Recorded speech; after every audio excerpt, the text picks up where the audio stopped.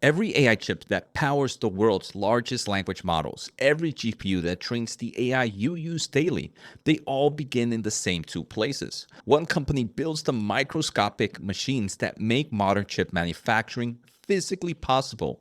The other is the only foundry on Earth that can manufacture the chips those machines enable at the scale AI demands. Without these two companies executing in the steps that they're moving right now, the entire AI hardware stack would collapse. Today, we're going to break down ASML and TSMC, two stocks that belong in the same conversation because they're not riding the AI wave, they are the waves themselves. So let's take a closer look in today's episode. But before we begin, if you're serious about semiconductor and AI investing, I break down major earnings and conferences inside my community. Institutional quality research built for retail investors. Get 33% off at whatthechip.happened.com. Before we start off with the overall episode, I just want to say happy Father's Day to all the viewers. Hope you guys had a great weekend. Hope you guys got to relax.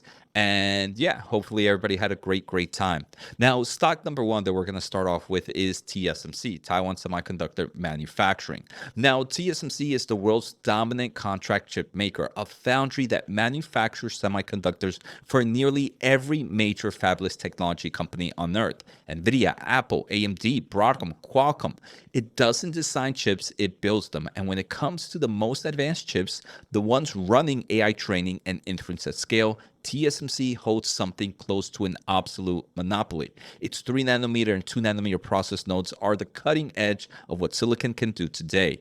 And they are where all AI hardware lives at the moment. And right now, they're completely sold out. Now, one financial number that every TSMC investor should know is AI hasn't just become important to TSMC's business. It has become the business itself. The most direct evidence is in the platform breakdown of what the company actually ships. CFO on the TSMC's Q1 2026 earnings call mentioned that HPC increased 20% quarter over quarter to account for 61% of their fourth quarter revenue.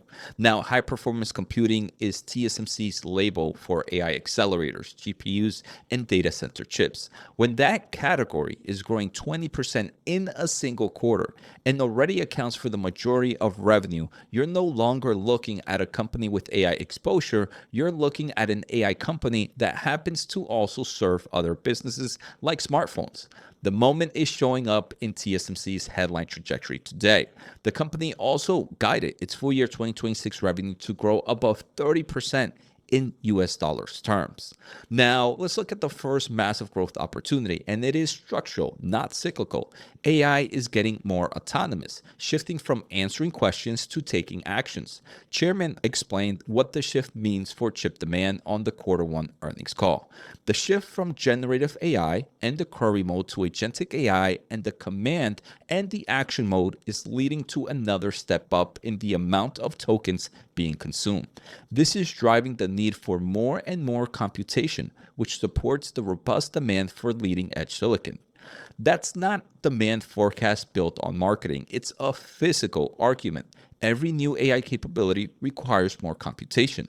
More computation requires more chips require more TSMC. And the CEO updated the company's long-term AI accelerator growth outlook on the same call, saying the trajectory is now tracking towards the higher end of the previous guided range, toward a compounded annual growth rate in the high 50% for the AI accelerator revenue.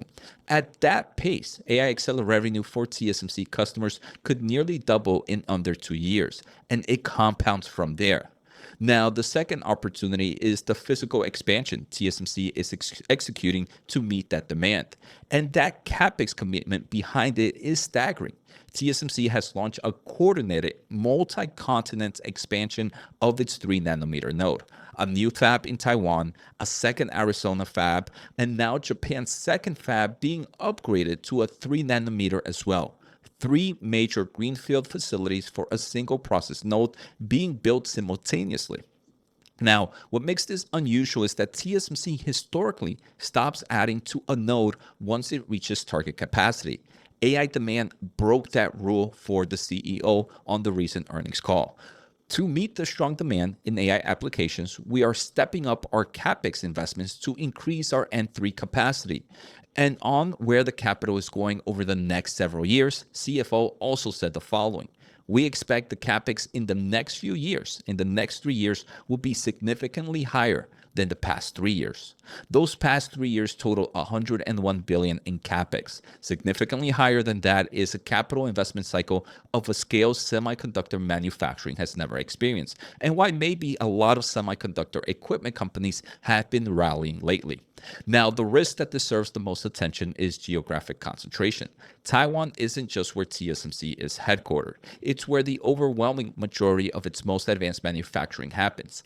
Any geopolitical escalations involving Taiwan is an essential risk to the global AI hardware supply chain, and to this stock in particularly. On top of that, the Q1 2026 call surfaced a near-term supply chain vulnerability. The situations in the Middle East is creating uncertainty around specialty chemicals and gases essential to chip fabrication.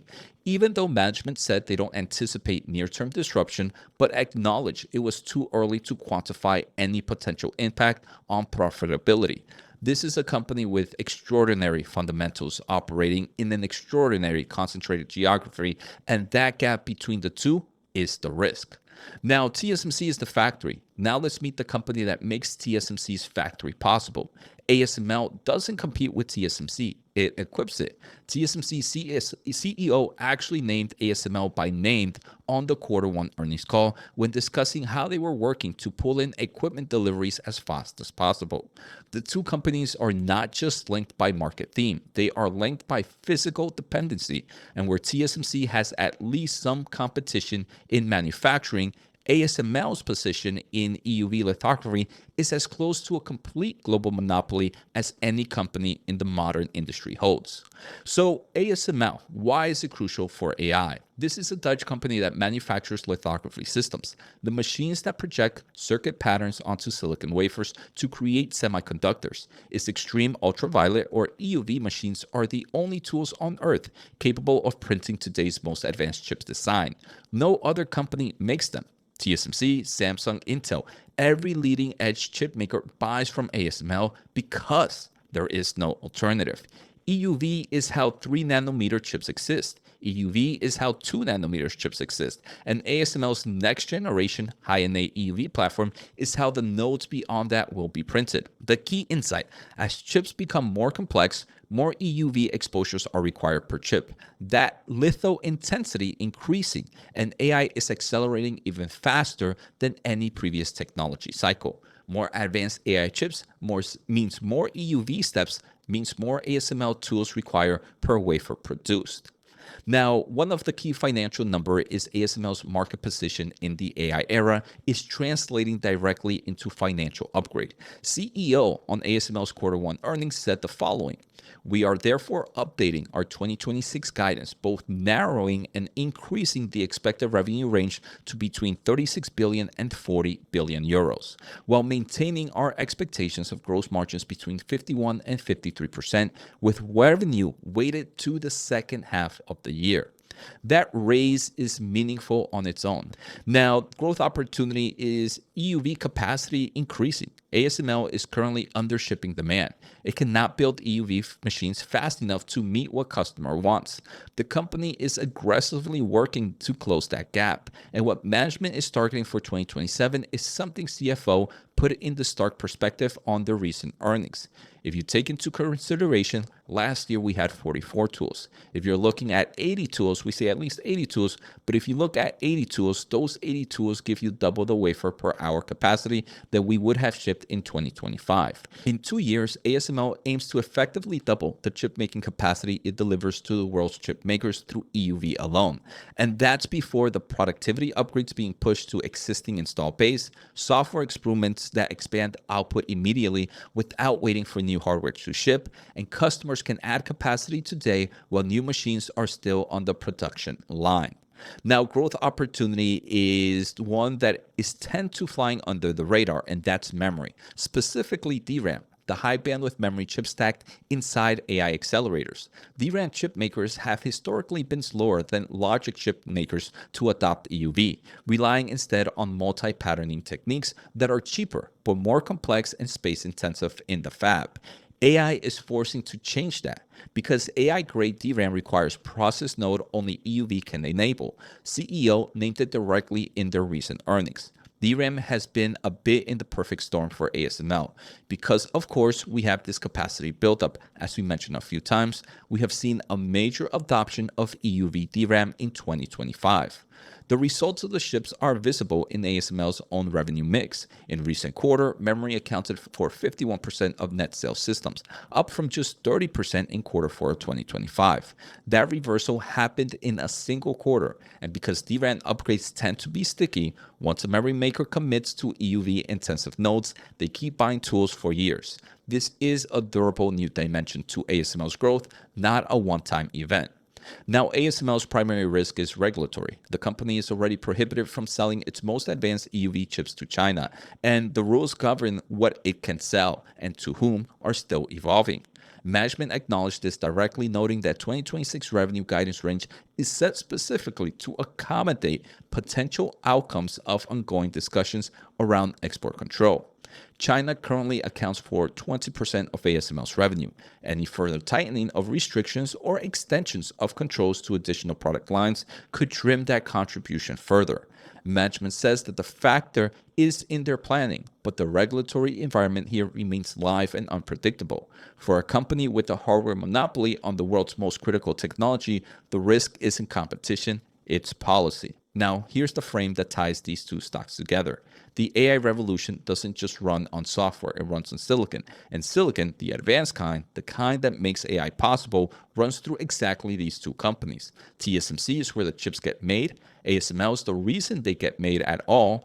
Both companies are now telling the market the same thing from two different positions in the supply chain.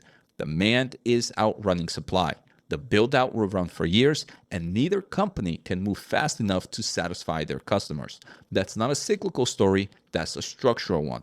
Whether you own one of these stocks, both or neither, understanding ASML and TSMC isn't optional if you want to understand where the AI hardware market actually comes from.